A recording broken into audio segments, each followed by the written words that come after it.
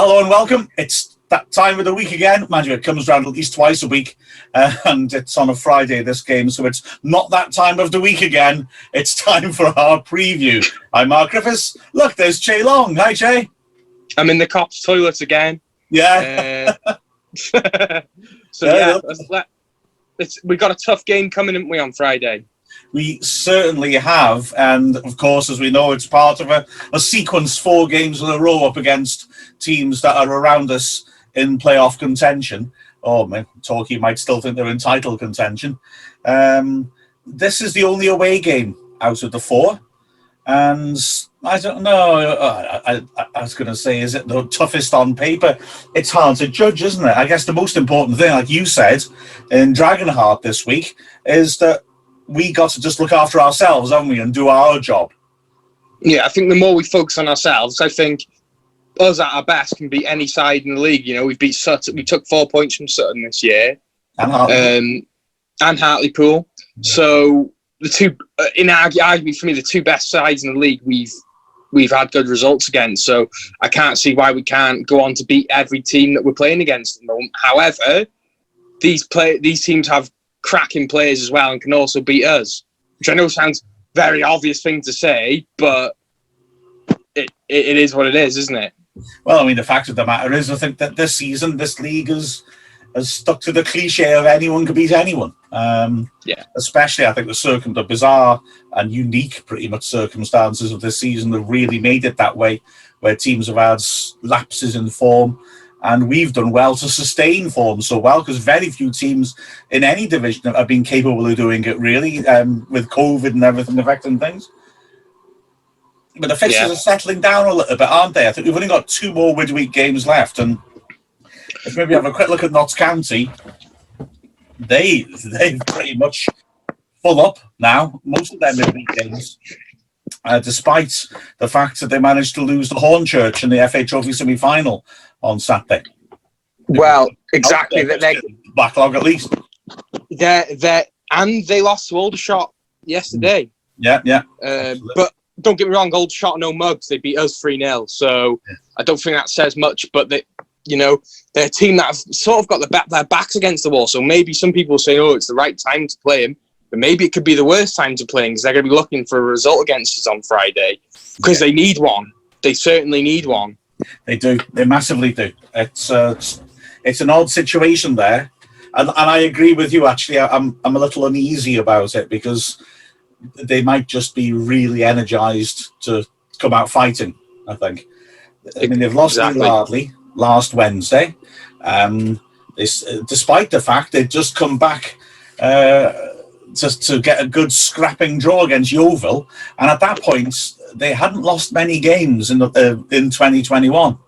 But they're owned by 2 Danish brothers who said that they felt the club needs to move on, and the long-term interests aren't served by Ardley, who is a very popular figure, who's shown a lot of dignity with County when they dropped out of the league and handled that well. So there's a lot of goodwill from their fans, and a lot of them are concerned.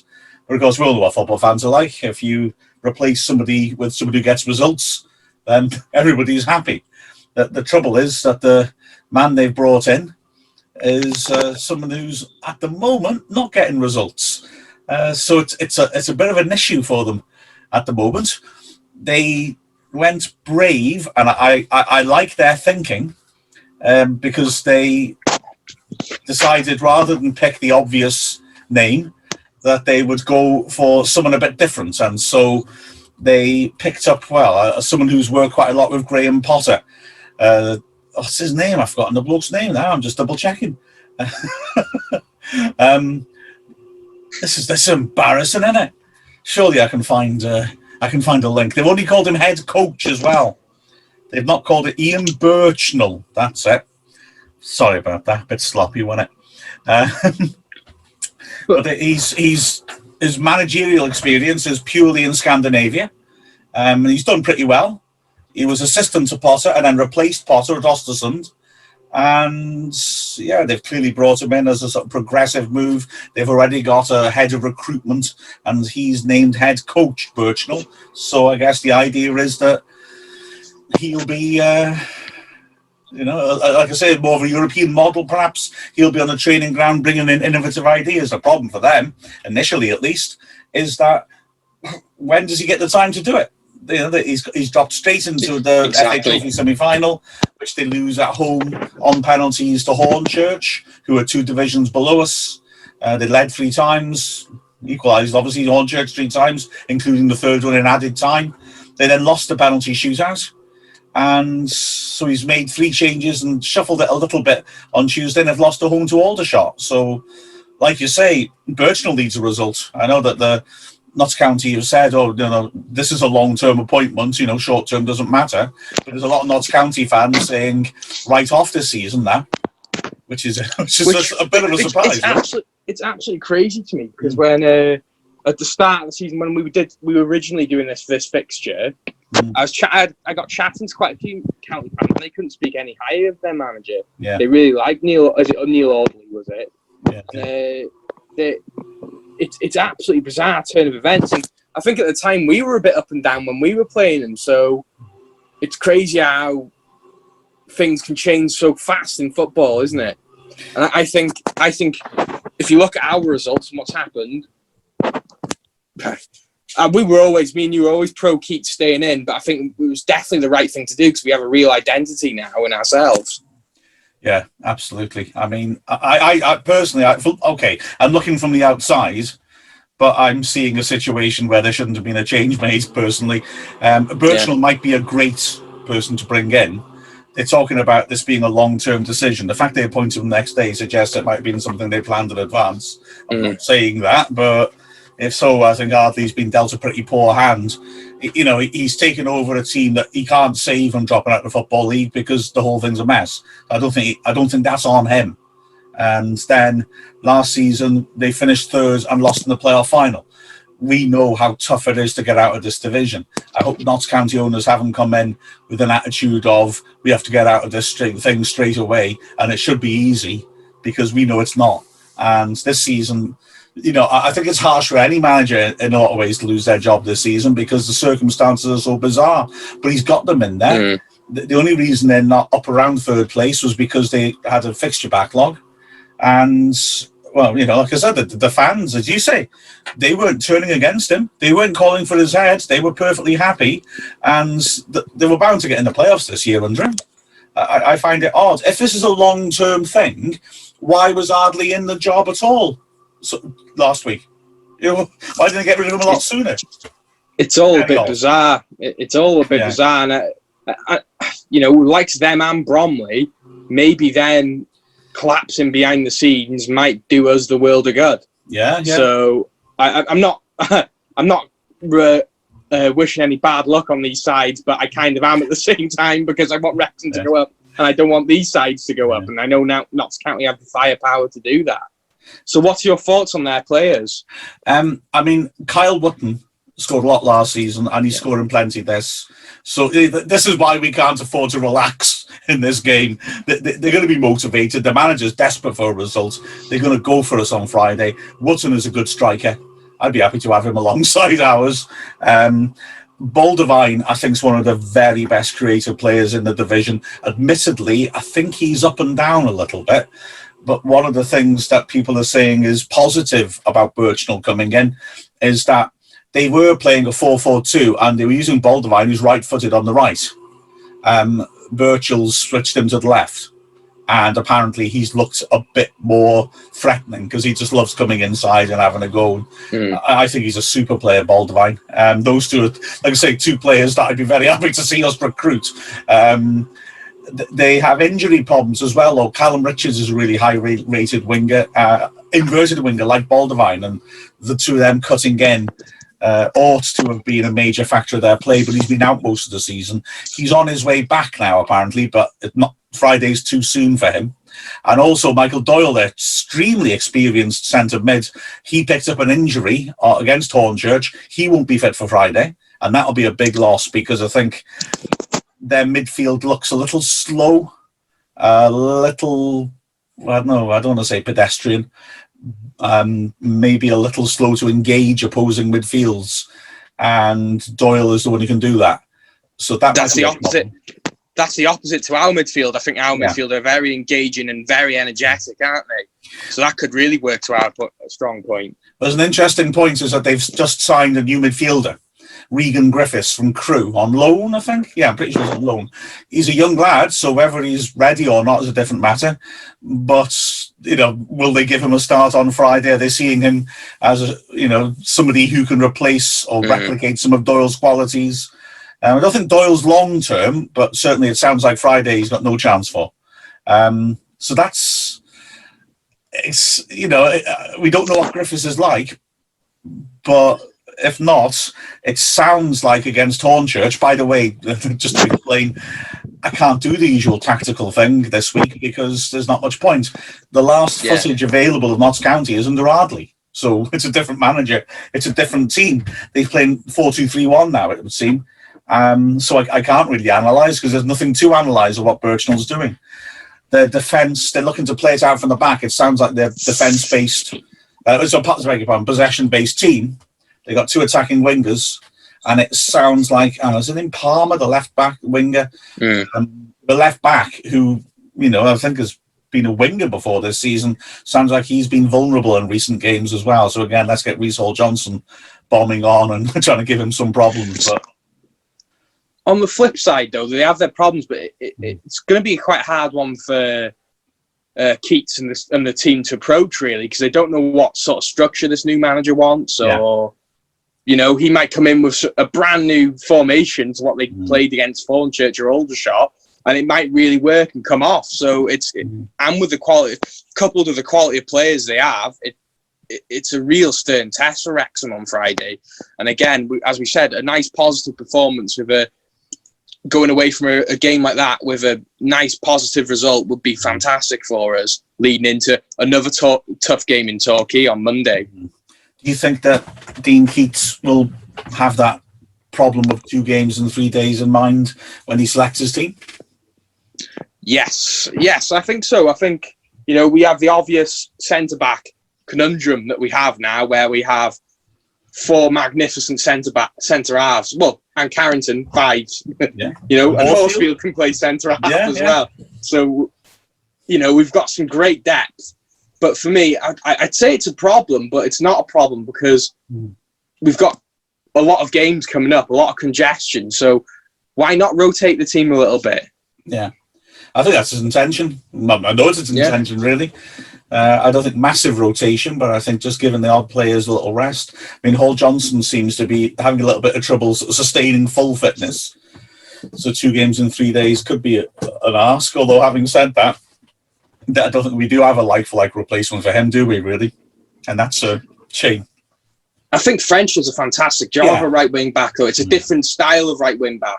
And I think it can throw off a lot of teams when they're expecting Hall-Johnson and they come up against Tyler French, who's really strong and fast, a very different, more traditional style.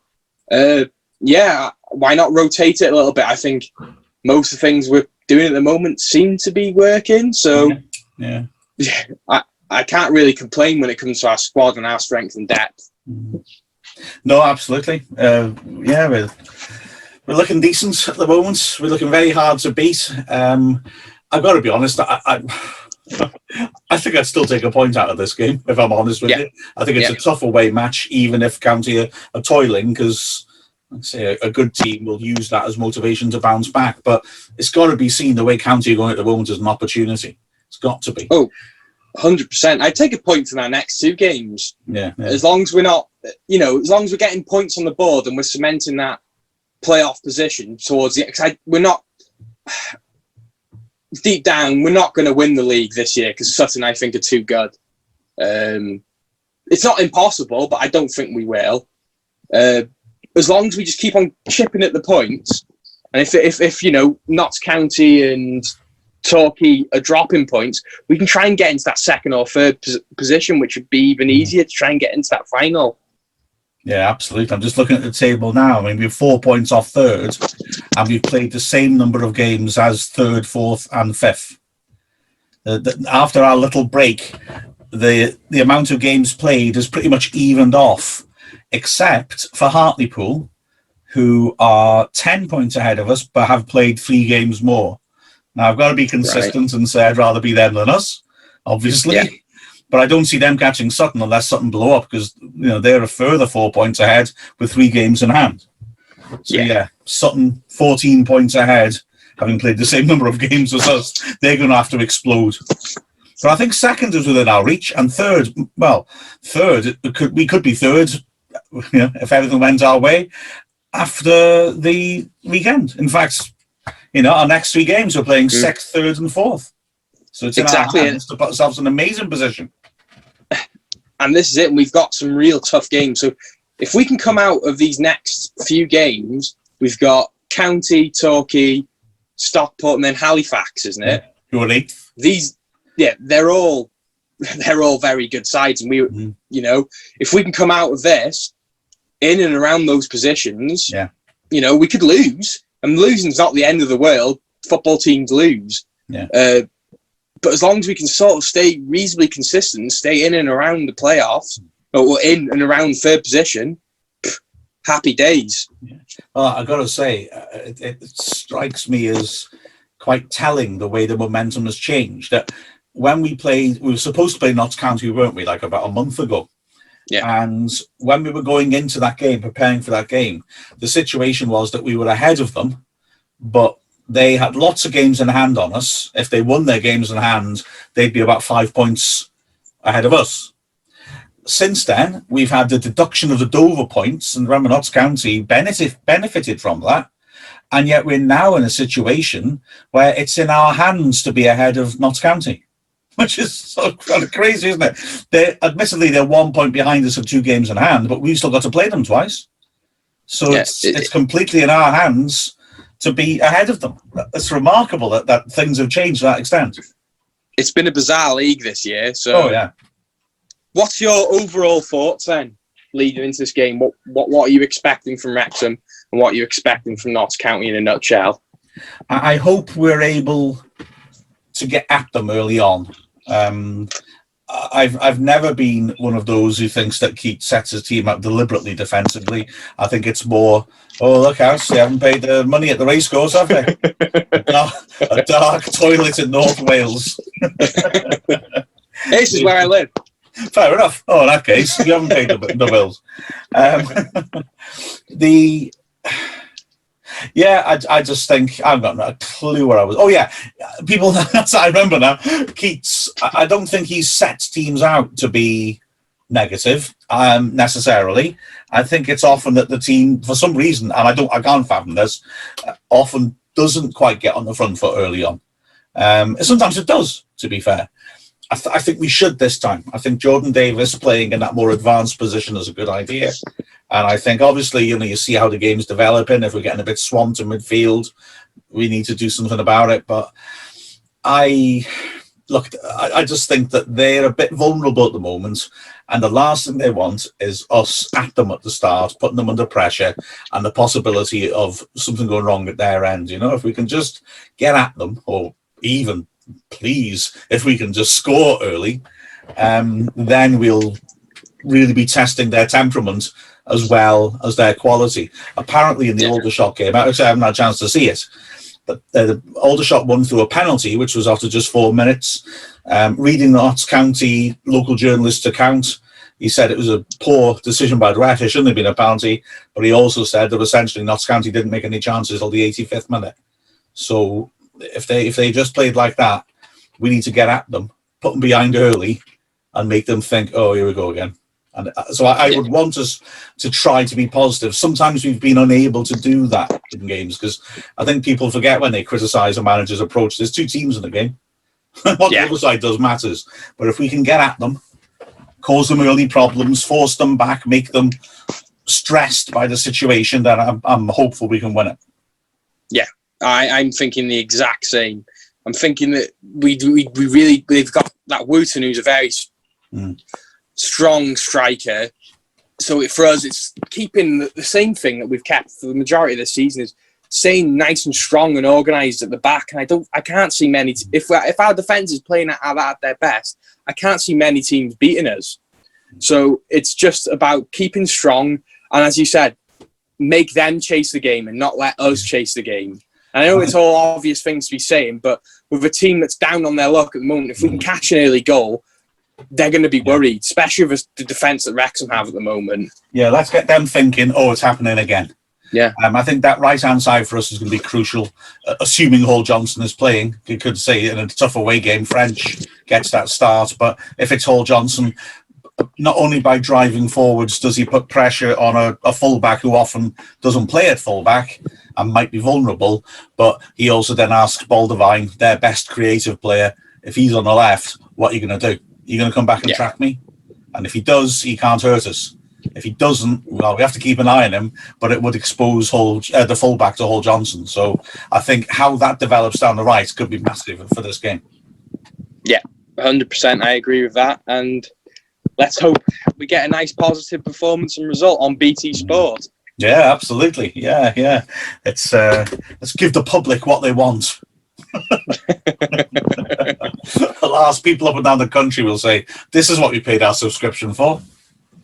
Yeah, exactly. That's what that 30 quid that cost me a month to watch the mighty Reds. Yeah, exactly. Yeah, it's not just Russian ice hockey.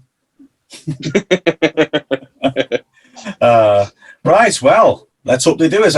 It's going to be a big test. It's a big week and a half, but well, we're going into it in the correct sort of form. So thanks for joining me, Chay. Yeah. Enjoyed it. I'm really looking forward to it. Absolutely. Let's hope Wrexham can pull it off. We've been Mark Griffiths and Chay Long from the Wrexham AFC media team. Thanks very much for watching. Please subscribe as well so you don't miss out on any of our content, and click the bell to get notifications.